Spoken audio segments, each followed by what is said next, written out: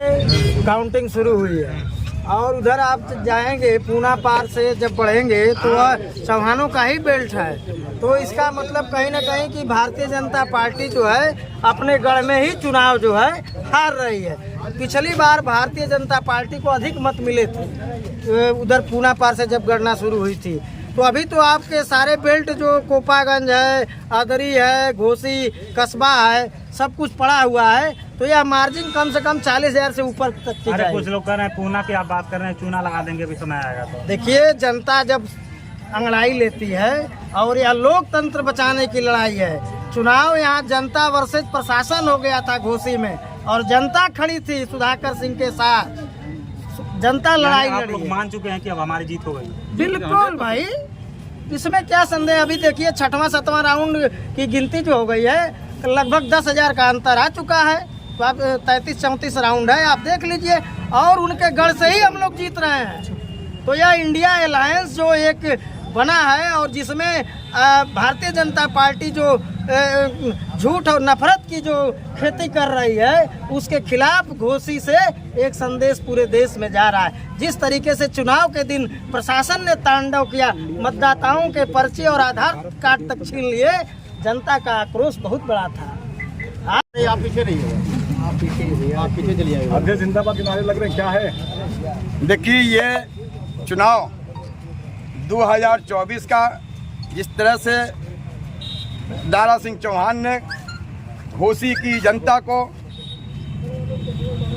जो सम्मान वो वोट अपने जूते के नोक पर रखकर इस्तीफा देकर जो सम्मान दिया था, उस सम्मान को ये 1.5 वर्षों में ही जूता मारकर फिर से अपना इस्तीफा देकर जनता के बीच में आने का काम किया। अब घोसी की जनता ने उन्हें ये इतिहास गढ़ेगा, ये इंडिया का अलायंस 50,000 से लगभग हमारे इंडिया अलायंस के सुधाकर सिंह ये चुनाव जीतकर ये जाएंगे संविधान अपने विधानसभा में। ये अलायंस पूरे हिंदुस्तान के लिए 2024 के आगाज का ये सिलसिला चालू हो जाएगा। शुरुआती रुझान है, कहीं आप लोग जल्दबाजी भी तो नहीं कर? जी नहीं, जो रुझान आ रहा है, ये कसारा जो उनका जो कछारा इलाका है, वो 1 नंबर वार्ड से उठाकर देखा जाए तो वहाँ से आप चलेंगे तो हमारे पीवा पकड़ी से होते हुए जब आप आएंगे बलुआ पोखरा तक, या आप आएंगे कन्हैली कुठारा तक, ये सारे उनके इलाके माने जाते हैं। कुछ और भी जगह एका दुक्का है। अभी तो हमारा शहर बचा है, घोसी बचा है, अदरी बचा है, अभी आपका कुर्सीजाफरपुर है और हमारे और भी तमाम बेल्ट हैं। बेल्टों में देखिए, दलित समाज भी हमारा आज हमारे साथ जुड़कर संविधान को बचाने के लिए अपने सभी ये नौजवान साथियों की ये लड़ाई थी। ये लड़ाई इंडिया में हम सभी, चाहे छात्र हो, चाहे किसान हो, चाहे वो बेरोजगार हो, जो हमारे सभी साथियों का जो महंगाई की मार आप सभी साथी झेल रहे हो, ये उसी की मार है जो इंडिया में आज दिखलाई देगा।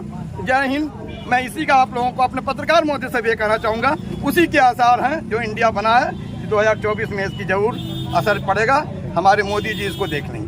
क्या कहना चाहेंगे मैम? लगातार सपा लीड कर रही है शुरुआती रुझान में। बिल्कुल, ये जनता चुनाव लड़ी है, ये इंडिया चुनाव लड़ी है और भारी मतों से सुधाकर सिंह जीतेंगे, पूरी उम्मीद है हम लोगों को। और लीड भी कर रहे हैं, जैसा कि आप सभी को पता है कि सुधाकर सिंह लीड कर रहे हैं। और हम लोग उन बीजेपी को, जिनके डीएनए में ही फ्रॉड है, जो लूट मार जो भी करना है वो करके देख लिए, लेकिन जनता के आगे हार गए। अभी आप देखिएगा कि पॉजिटिव रिजल्ट आएगा और आप सभी के लिए मिठाई का अरेंजमेंट आशीर्वाद में हुआ है। और दूसरी बात कि जो 5 राज्यों में चुनाव हो रहा है, तो अभी हाल में ही 200 रुपये जो सिलेंडर के कम हुए हैं, तो ये सिर्फ और सिर्फ जनता के लिए एक लॉलीपॉप का काम किया है। हमारी बीजेपी सरकार जो चल रही है, जो हमारे पीएम चहेते हैं, और उसके बाद से बहुत सारी चीज़ें हैं। उज्ज्वला गैस 2017 से 8 करोड़ से भी ज़्यादा खा गए बीजेपी वाले।